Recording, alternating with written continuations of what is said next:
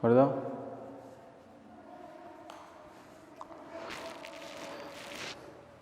देखिए MSc previous में तुम्हारे पास यूनिट 3 चल रही थी और बुक थी अपने पास इलेक्ट्रोडायनेमिक्स मैग्नेटिक। क्लियर। उसमें मैंने तुमको मैक्सवेल इक्वेशन भी करवा दी थी, स्टेट थ्योरम जो होती है वो भी करवा दी थी। क्लियर। और इलेक्ट्रोमैग्नेटिक एनर्जी क्या होती है उसके बारे में, सबके बारे में मैंने तुमको बता दिया था। क्लियर। आज अपने पास नया टॉपिक है कि define painting vector. Define painting theorem, THEORM theorem. Clear. देखिए डिफाइन पेंटिंग थ्योरम मैंने तुमको जो पहले बताया था उसमें मैंने बताया था कि जो भी अपने पास इलेक्ट्रिक फील्ड की जो एनर्जी है और मैग्नेटिक फील्ड की जो एनर्जी है वो क्या होती है अपने पास कुल संरक्षित रहती है। क्लियर। अब इसमें देखिए जो अपने पास पेंटिंग वेक्टर है, जो अपने पास वेक्टर होता है, जो अपने पास इसमें जो अपने पास मैकेनिकल जो एनर्जी होती है, मैकेनिकल एनर्जी क्या होती है? यांत्रिक ऊर्जा। वे मैकेनिकल एनर्जी किसको बोलते हैं? यांत्रिक ऊर्जा को। और यांत्रिक ऊर्जा क्या होती है अपने पास? मैकेनिकल एनर्जी की, जिसमें जो पोटेंशियल एनर्जी है और जो अपने पास काइनेटिक एनर्जी है वो उन दोनों का योग किसके बराबर होता है? मैकेनिकल एनर्जी के बराबर होता है। अर्थात हम कह सकते हैं कि जो यांत्रिक ऊर्जा होती है मैकेनिकल, जो अपन पास की क्या बोल सकते हैं कि +U बराबर एनर्जी मैकेनिकल। क्लियर। तो हम बोल सकते हैं कि जो स्थितिज ऊर्जा प्लस जो गतिज ऊर्जा होती है उनका योग किसके बराबर होती है? यांत्रिक ऊर्जा के बराबर होती है। देखिए उदाहरण के तौर पर मैं तुमको बता देता हूँ कि जो यांत्रिक ऊर्जा होती है वो जो अपने पास वस्तु की जो गति होती है, क्या होती है? जो वस्तु की गति होती है तथा उसकी स्थिति होती है उसके साथ संबंधित होती है। क्या? यांत्रिक ऊर्जा अर्थात मैकेनिकल एनर्जी। क्लियर। अगली बात आती है कि यांत्रिक ऊर्जा कब संरक्षित रहती है? कब संरक्षित रहती है कि उदाहरण के तौर पर अपन सरल लोलक ले लेते हैं। एक अपने पास कोई सरल लोलक है, वो क्या करता है कि इधर से उधर उधर से उधर अपनी स्थिति चेंज करता रहता है। इसलिए अपन कह सकते हैं कि जो वस्तु की गति है या सरल लोलक की जो अपने पास गति है और स्थिति एक जैसी नहीं रहती है, वो टाइम पर चेंज होती रहती है। इसलिए जो अपने पास जो यांत्रिक ऊर्जा होती है वो संरक्षित नहीं रहती है। क्लियर है सभी को? और ध्यान रखना जो भी अपने पास मैकेनिकल एनर्जी होगी किसमें? पेंटिंग वेक्टर में, वो क्या करता है कि पर यूनिट और पर एरिया में चेंजेस होता रहता है। क्लियर है सभी को? चलिए लिखिए अब इसमें डिफाइन पेंटिंग वेक्टर। लिखिए इसमें द एनर्जी, लिखिए इसमें the energy per time, the energy per time per unit area, the energy per time per unit area ट्रांसप्रेटेड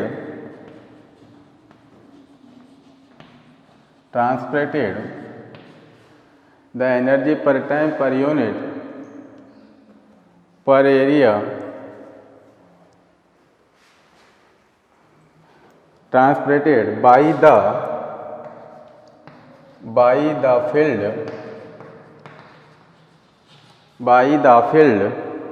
is called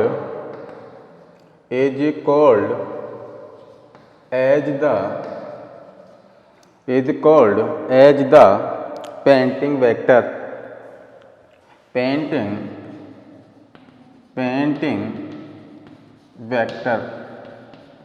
painting vector क्या होगा कि the energy per time per unit area transported by the field is called as the painting vector. Clear.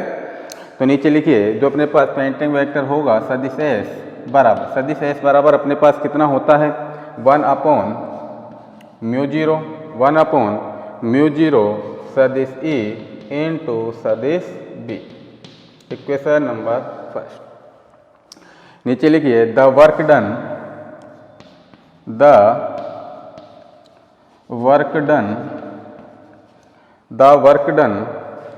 On the charge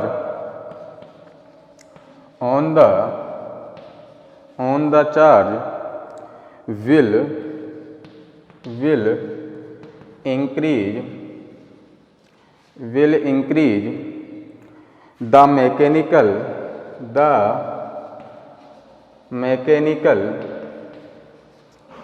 mechanical energy then dw upon dt becomes तो देखिए जो अपने पास जो work होगा, जो अपने पास कार्य होगा वो प्रति चार्ज जो इंक्रीज जो मैकेनिकल एनर्जी है उसमें dw अपॉन dt क्या बनता है। क्लियर। तो अपने पास क्या बनेगा, dw अपॉन dt बराबर अपने पास क्या बनेगा, डेल अपॉन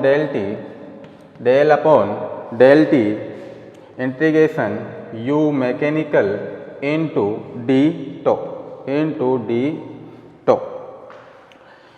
नीचे लिखे बाय पेंटिंग थ्योरम मैंने तुमको पहले भी करा दी है। By painting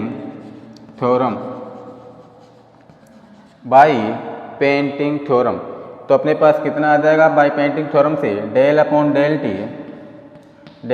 del T integration u mechanical into D tau बराबर कितना आ जाएगा अपने पास, इसको मैं पक्षांतर minus del upon del T integration u electromagnetic into D tau minus integration s सदिश s इंटू डी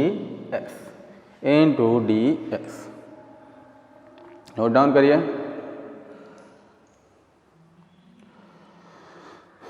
तो क्या बताया है कि मैंने कि जो the energy per time per unit area transferred by the field is called as the painting vector, और पेंटिंग वेक्टर सदिश एस बराबर कितना होता है 1/μ0 सदिश ई इंटू सदिश बी। कितना होता है, सदिश एस बराबर 1/μ0 सदिश ई इंटू सदिश बी। फिर मैंने क्या बताया कि जो अपने पास कार्य होता है वो प्रति चार्ज जो इंक्रीज जो मैकेनिकल एनर्जी है वो dw अपॉन dt के अपॉन में क्या आएगी, तो dw अपॉन dt बराबर क्या होता है, डेल अपॉन डेल टी और u mechanical into D tau. U mechanical का मतलब क्या हुआ, जो यांत्रिक ऊर्जा होता है, और कहीं कहीं भी अपन u को कहाँ पे लेते हैं, कुल ऊर्जा के रूप में डिनोट करते हैं, तो इसलिए u mechanical into D tau. अब मैंने इसमें क्या लगा दी, पेंटिंग थ्योरम से del upon del T U mechanical into D tau बराबर minus del upon del T U electromagnetic जो एनर्जी होती है डी टो माइनस, और जो सदिश एस क्या है अपने पास, पेंटिंग वेक्टर। क्लियर। चलिए ऊपर का मिटा रहा हूं।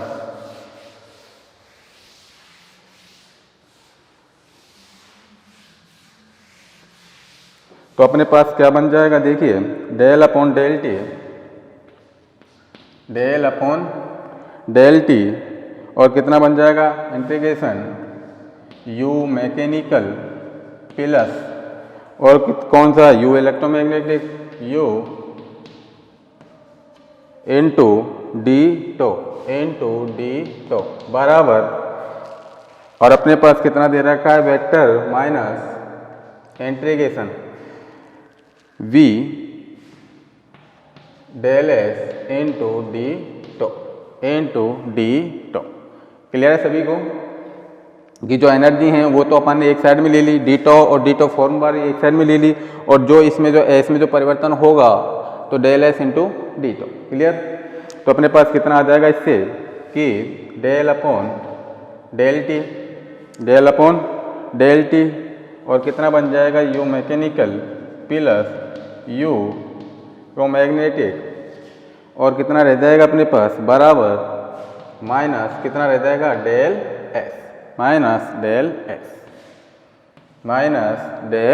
एस इसका इक्वेशन नंबर सेकंड डाल देना, इक्वेशन नंबर सेकंड नीचे लिख देना, दिस इज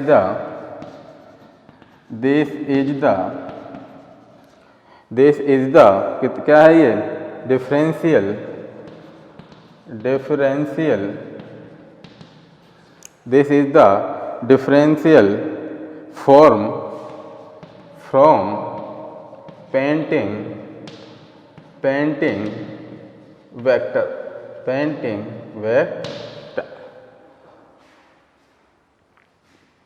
ये कौन सी फॉर्म हो गई? डिफरेंशियल जो फॉर्म होती है किसकी? पेंटिंग वेक्टर की, वो इसकी डिफरेंशियल फॉर्म होती है। क्या होती है? Del upon del T U mechanical plus U electromagnetic बराबर माइनस डेल एस। क्लियर है? नोट डाउन करिए जल्दी।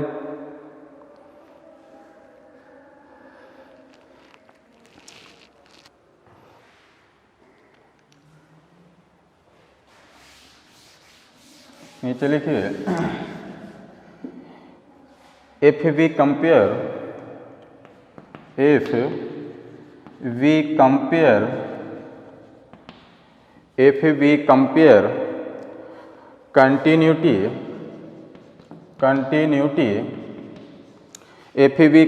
continuity equation which express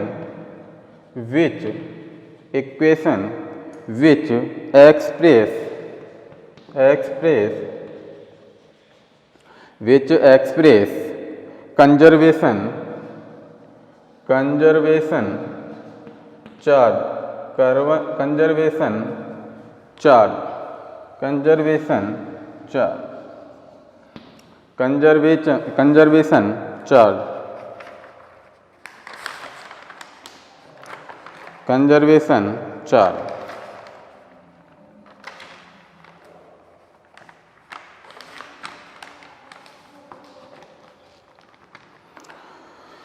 क्या लिखा है? APV compare continuity equation which express conservation charge. तो नीचे लिखिए, we see that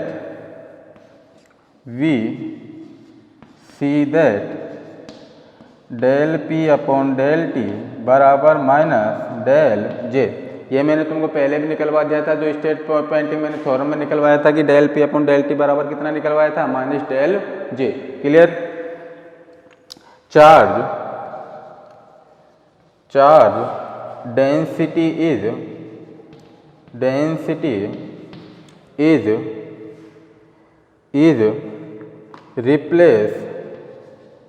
is replaced by the energy density and the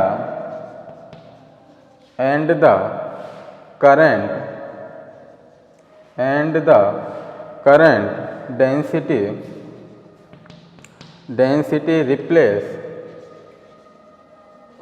replace by painting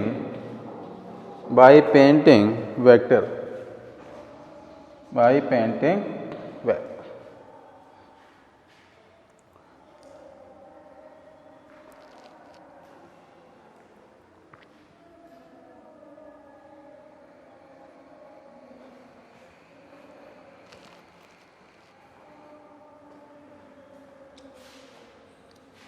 clear? जो अपने पास पेंटिंग वेक्टर होता है वो क्लियर हो गया सभी को? चलिए अगला हेडिंग डालिए, electromagnetic vector potential.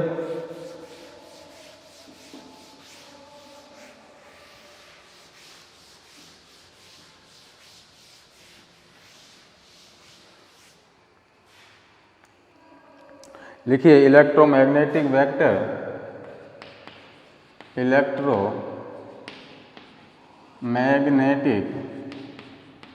Electromagnetic vector potential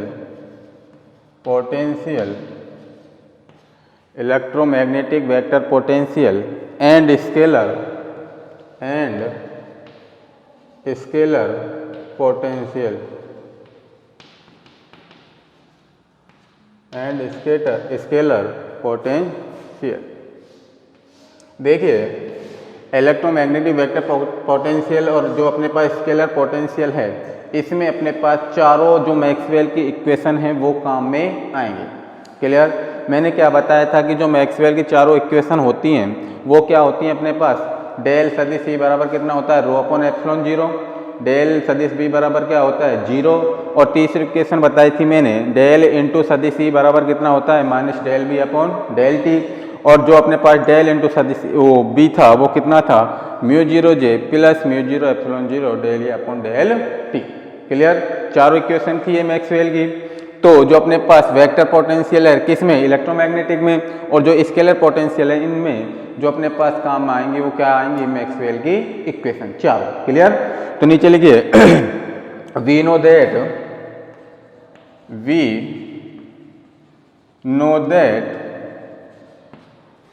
that the Maxwell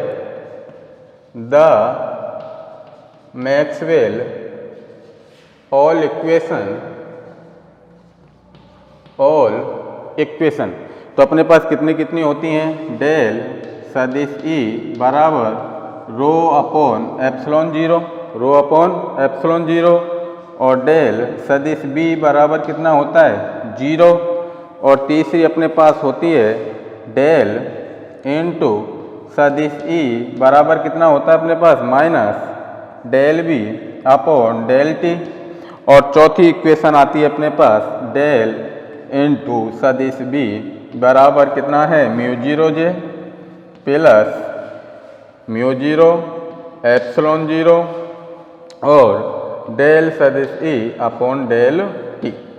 ये अपने पास चारों मैक्सवेल की क्या होती हैं, इक्वेशन होती हैं। क्या क्या, डेल सदिश ई बराबर रो अपॉन एप्सिलॉन 0, डेल सदिश बी बराबर 0, डेल इंटू सदिश ई बराबर minus del B upon del T और डेल इंटू सदिश बी बराबर कितना होता है, mu 0 J plus mu 0 epsilon 0 del सदिश E upon del T. Clear. तो नीचे लिखिए वी नो दैट पिछले भी बता दिया था कि जो b बराबर होता है वो किसके होता है, कर्ल ऑफ ए। किसके होता है, b बराबर कर्ल ऑफ ए, तो डेल इंटू ए। तो नीचे लिखिए मैक्सवेल थर्ड इक्वेशन। तो मैक्सवेल की थर्ड इक्वेशन क्या होती है अपने पास, तो डेल इंटू सदिश ई बराबर कितना होता है, minus del B upon del T. Clear. कि देखिए मैक्सवेल की चारों इक्वेशन क्या होती हैं, 1 2 3 और 4। ये तो चारों इक्वेशन किसकी हो गई, मैक्सवेल की इक्वेशन हो गई। लेकिन हम जानते हैं कि जो b बराबर होता है वो अपने पास कितना होता है, कर्ल ऑफ ए। अब कर्ल ऑफ ए से अपन क्या करेंगे कि मैक्सवेल की थर्ड इक्वेशन से अपन इसका मान निकाल लेंगे। तो अपने पास कितना आ जाएगा, देखिए this implies that del into सदिश ई बराबर minus del upon del T तो है ही, और b का मान कितना दे रखा है, कर्ल ऑफ ए। तो अपन इसका मान रख देंगे कर्ल ऑफ ए। क्लियर। तो अपने पास कितना आ गया, डेल इंटू, अब देखिए सदिश ई का मान कितना दे रखा है, del into E plus del A upon del T, E plus del A upon del T और बराबर कितना हो जाएगा, 0। तो अपने पास इक्वेशन बनेगी E plus del A upon del T बराबर minus del into 5। Equation number first डाल देना और नीचे लिख दीजिए we know that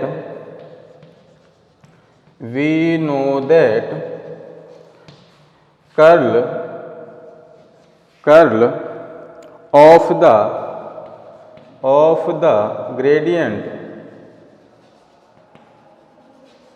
gradient of function always कितना आता है, 0, always 0। और नीचे लिख देना फाई क्या है यहाँ पर, here phi is called scalar potential function.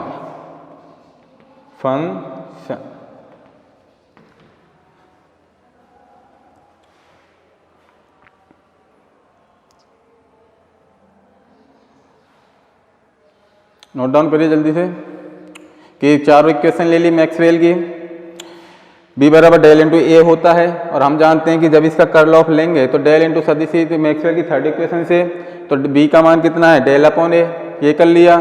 तो डेल इंटू इसका जो del A upon del T आ गया, इधर साइड पक्षांतरण कर लिया, प्लस में हो जाएगा। और जो अपने पास del upon del T, del का मान होता है वो कितना होता है, 0। तो E plus del A upon del T बराबर कितना आ जाएगा माइनस डेल इंटू फाइव, क्योंकि स्केलर पोटेंशियल क्या होता है फाइव। तो हम जानते हैं कि कर्ल जो ग्रेडियंट कर्ल आएगा जो फंक्शन ऑलवेज कितना आता है जीरो, तो और फाइव क्या कहलाता है scalar potential function. Clear, note down करिए जल्दी।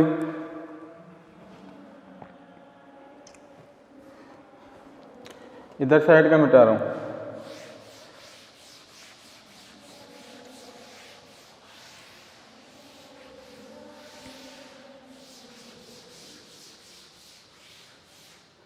तो अपने पास नीचे लिखिए अगेन B बराबर डेल इंटू ए, डेल इंटू ए। मैक्सवेल की अब कौन सी लेंगे, मैक्सवेल फोर्थ इक्वेशन क्या होती है, डेल इंटू सदिश बी बराबर mu zero J plus mu zero epsilon zero del सदिश ई अपॉन डेल टी, सदिश del E upon del T. तो अपने पास बी का मान दे ही रखा है, तो कितना आ जाएगा डेल इंटू ए बराबर कितना रह जाएगा अपने पास म्यू जीरो जे प्लस कितना रह जाएगा म्यू जीरो एप्सिलॉन जीरो, और del E upon del T का अपन मान निकाला ही है, तो डेल अपॉन डेल टी, और कितना निकाला था अपन ने कि माइनस डेल फाइव माइनस कितना आ जाएगा del A upon del T, del A upon del T.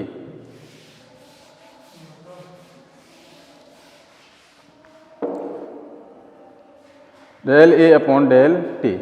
तो अपने पास डेल इंटू ए कितना आ जाएगा अपने पास माइनस डेल स्क्वायर ए बराबर कितना पद बच जाएगा, ये पूरा पद ज्यों का त्यों रह जाएगा। तो अपने पास कितना आ जाएगा म्यू जीरो जे minus mu zero J epsilon zero और डेल अपॉन डेल टी, और कितना रह जाएगा डेल फाइव और माइनस कितना रह जाएगा म्यू जीरो एप्सिलॉन जीरो, और डेल स्क्वायर कितना बन गया ए, तो del square A upon del T का डेल टी से करेंगे तो डेल टी स्क्वायर। तो अपने पास कितना आ जाएगा, ये तो कितना बन गया अपने पास माइनस, इसको जो का त्यों लेंगे तो इसका देखिए ये डेल स्क्वायर ए और ये डेल स्क्वायर ए, ये दोनों तो क्या हो जाएंगे कैंसिल, और ये पद बच गया अपने पास। तो म्यू जीरो जे को मैं इधर साइड लेके आऊंगा तो किसका हो जाएगा माइनस का म्यू जीरो जे। आप देखिए कितना बच गया म्यू जीरो जे का मान, जब यहाँ से निकालूंगा तो minus mu zero J epsilon zero del upon del T, यही तो रह गया। और कोष्टक में कितना रह गया del five minus mu zero J epsilon zero del square A upon del T square. और कुछ भी रहा है क्या, और कितना रह गया प्लस डेल स्क्वायर ए,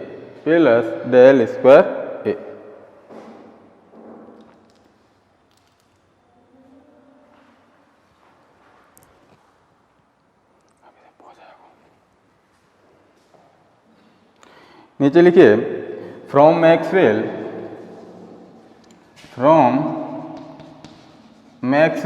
फर्स्ट इक्वेशन।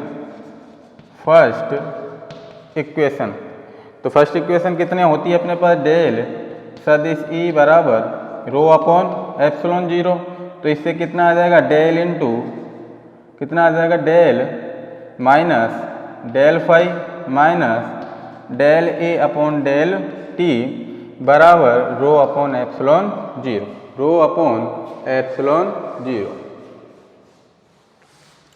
तो अपने पास कितना बन जाएगा देखिए, तो इनके the implies that del into कितना बच गया अपने पास del five plus del A upon del T, यही तो बचेगा del A upon del T बराबर minus rho upon epsilon zero. Clear, minus से जब मैं गुणा करूंगा तो दोनों प्लस में हो जाएंगे, तो ये कितना रह जाएगा माइनस रो अपॉन 0। तो नीचे लिख देना heading and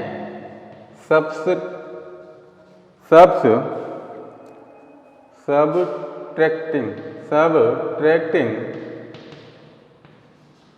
heading and subtracting कितना हो जाएगा म्यू 0 जे एप्सिलॉन 0 और कितना मान दे रखा है अपने पास del square phi upon del T square. तो अपने पास इससे कितना बन जाएगा, तो देखिए कितना आ जाएगा डेल स्क्वायर फाई। अब इसको मैं इसमें ऐड करूंगा तो डेल स्क्वायर फाई प्लस कितना बन जाएगा del upon del T into del A, और कितना बन जाएगा plus mu 0 J epsilon 0 del square phi upon del square phi, और कितना बन जाएगा upon del T square minus कितना रह जाएगा mu 0 J epsilon 0 del square कितना रह गया डेल स्क्वायर।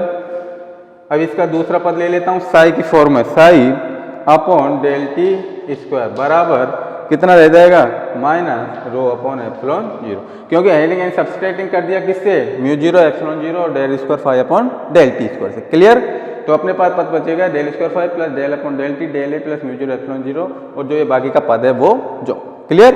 तो अपने पास लास्ट में क्या बचेगा देखिए नीचे लिख देना हेयर सदिश A is vector potential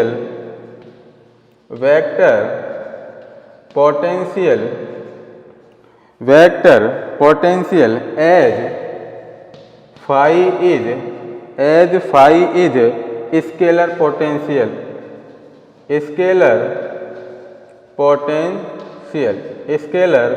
potential. तो del square phi minus mu 0 epsilon 0 del square phi upon del T square, और कितना रह जाएगा प्लस डेल, और कोष्टक में क्या बचेगा A plus mu 0 epsilon 0 del phi upon del T. Clear. Del T note down कर लीजिए।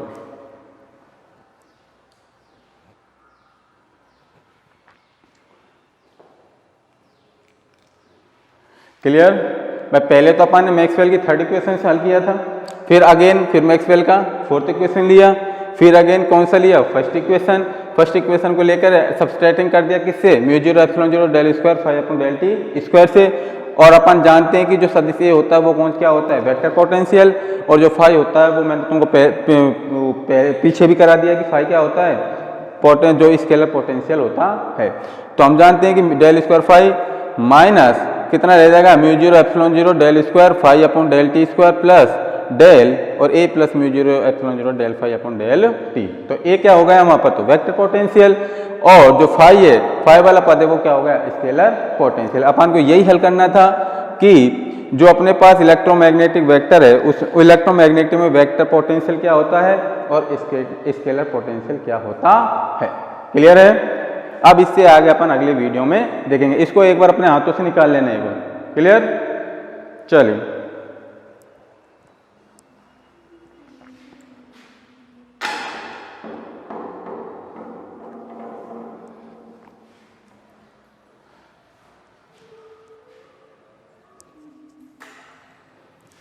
पकड़िए जी।